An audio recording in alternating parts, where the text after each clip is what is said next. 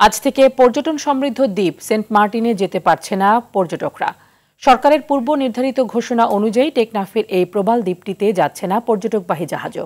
ফলে হতাশা ও অসন্তোষ জানায় পর্যটক, ব্যবসায়ী ও স্থানীয় বাসিন্দারা। কক্সবাজার থেকে সাইফুর রহিম শাহিন ও টেকনাফ থেকে শাহিন শাহর পাঠানো প্রতিবেদন জানাচ্ছেন রেজওয়ান শরীফ।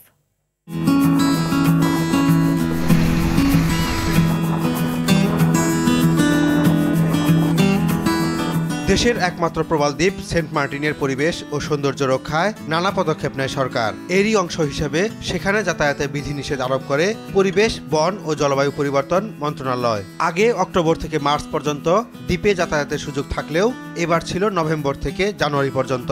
সে লক্ষ্যে টেকনাফের পরিবর্তে কক্সবাজার থেকে পর্যটকবাহী জাহাজ ছাড়ার সিদ্ধান্ত নেওয়া হয়। মাত্র ৩ মাস দ্বীপে পর্যটক আসলেও নভেম্বরে রাত কাটানোর সুযোগ ছিল না। ডিসেম্বর ও জানুয়ারিতে সীমিত করা হয় পর্যটকের আগমন। ফলে ক্ষতির মুখে পর্যটন খাতের ব্যবসায়ীরা। আরও 1 মাস সময়সীমা বাড়ানোর দাবিতে বিক্ষোভ, মানববন্ধন করেছে স্থানীয়রা। ফেব্রুয়ারি মাস যদি পর্যটন মৌসুম না থাকে, দ্বীপের মানুষ আলটিমেটলি তারা পূর্বের যে বিভিন্ন অনৈতিক কাজে তারা ফিরে যাবে। অসহায় 10,000 দ্বীপবাসীর দিকে তাকিয়ে আমাদেরকে ফেব্রুয়ারি মাসটা কমপক্ষে চলার সুযোগ করে দিন, অন্যথায় আমরা এখানে না খাইয়ে অনাহারে থাকতে হবে। আমাদের ছেলেবেলাকে স্কুলে না পড়িয়ে, মাদ্রাসায় না পড়িয়ে ঘরে এনে কাজে লাগাইতে হবে। ফেব্রুয়ারিটা পর্যটক আসুক। ফেব্রুয়ারিতে রিসোর্ট ব্যবসায়ী, আমাদের মতো ট্যুর অপারেটর, রিসোর্ট ব্যবসায়ী বা লোকাল দ্বীপবাসীতে যারা আছে প্রত্যেকের জন্য এটা অনেক কল্যাণকর হবে। মাত্র 2 মাস, ডিসেম্বর এবং জানুয়ারিতে 2 মাস পর্যটক এসেছে, তাও তুলনামূলক খুবই কম। যে পর্যটক এসেছে, দ্বীপের মানুষের যে ইনকাম হয়েছে, এই ইনকাম দিয়ে আগামী 9 মাস বসে থেকে খাওয়া কোনো মুহূর্তে সম্ভব না। আমরা এখানে যারা দ্বীপবাসী এবং পর্যটন ব্যবসায়ীরা আছি, আমরা একটা অনিশ্চিত ভবিষ্যতের দিকে আগাচ্ছি। অনলি 2 মাস আমাদেরকে এখানে ব্যবসা করার সুযোগ দেওয়া হয়েছে এবং এই 2 মাসের মধ্যে শুরুতেই আমাদের প্রায় 15 দিন, জানুয়ারিতে গেছে প্রায় 10 থেকে 15 দিন, ওই 15 দিন 1 মাসের মধ্যে আমাদের বিজনেস হয় নাই। পরিবেশ উপদেষ্টা অত্যন্ত মানবিক, উনি চাইলে আমাদেরকে ফেব্রুয়ারি মাসটাও সে দিতে পারেন।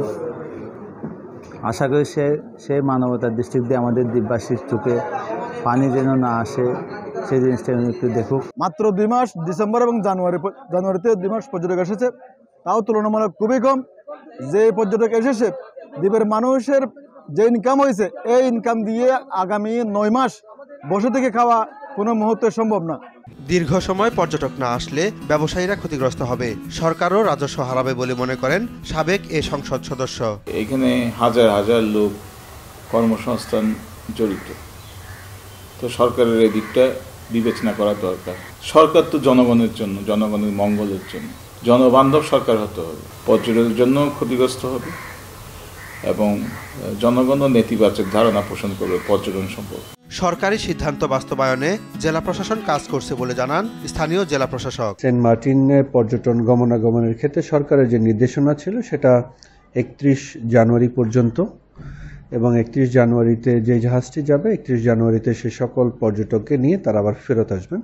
1 তারিখ থেকে এখন পর্যন্ত যে নির্দেশনা, 1 তারিখ থেকে আর কোনো জাহাজ চলছে না। এ বিষয়ে জেলা নাগরিক ফোরামের সভাপতি আনম হেলাল উদ্দিন উচ্চ আদালতে রিট আবেদন করেছেন।